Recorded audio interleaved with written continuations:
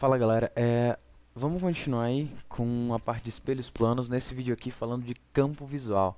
Esse vídeo vai ser curto, campo visual não é complexo, certo? É só uma definição mesmo que a gente precisa dar bem legal para isso. Então tá lá, espelhos planos e vamos começar a falar de campo visual. Bom, em primeiro lugar, a gente tem que entender que campo visual, eu posso escrever aqui para ele, vai ser a região no espaço, tudo bem? Onde, se eu colocar um objeto, um observador consegue enxergar, ou a região no espaço onde, se o observador se posicionar, ele consegue enxergar um objeto, tudo bem? Vocês vão ver que é bem simples. Vamos lá. Primeira coisa, a gente precisa ter ali um espelho, tudo bem? E a gente vai ter um objeto que será refletido nesse espelho aqui.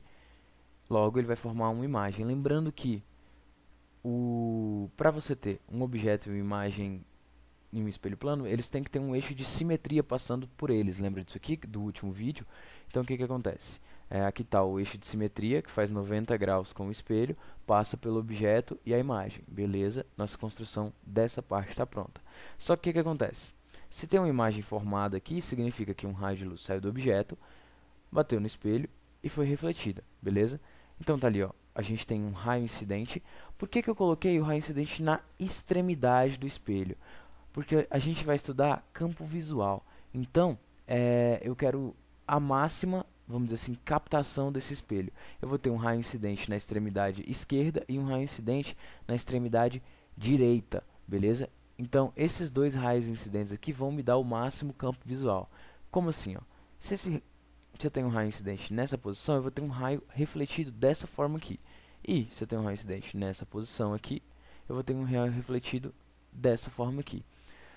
O que acontece?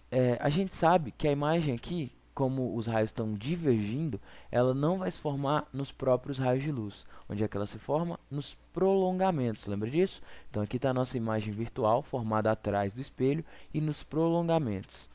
A ideia de campo visual é a seguinte: se eu colocar um observador nessa região aqui, ele vai estar enxergando essa imagem, porque ele está na região que passa entre esses dois raios de luz aqui, os dois últimos raios de luz refletidos pelo espelho. Então, isso aqui, ó, essa região em verde, seria o campo visual.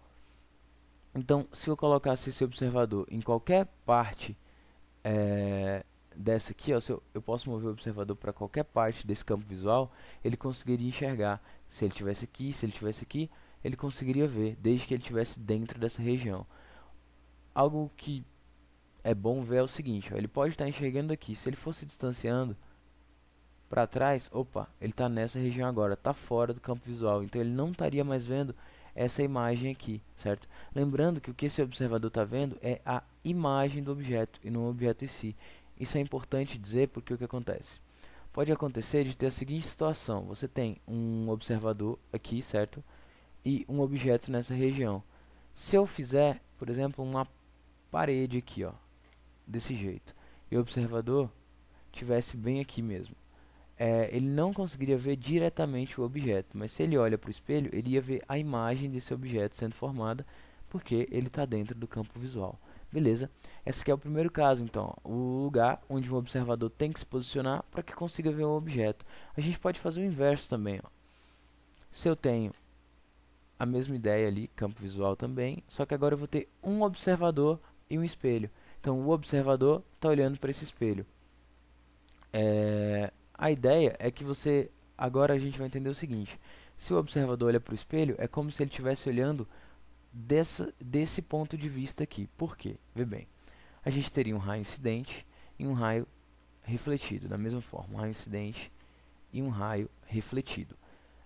Só que, se esse observador está olhando para o espelho, ele não vai observar, por exemplo, um objeto que estivesse aqui, ó, nessa região. Ele vai observar o que estiver nessa região aqui do mesmo jeito no campo visual, beleza? Lembrando que se a gente tem raio refletido, a gente tem prolongamento.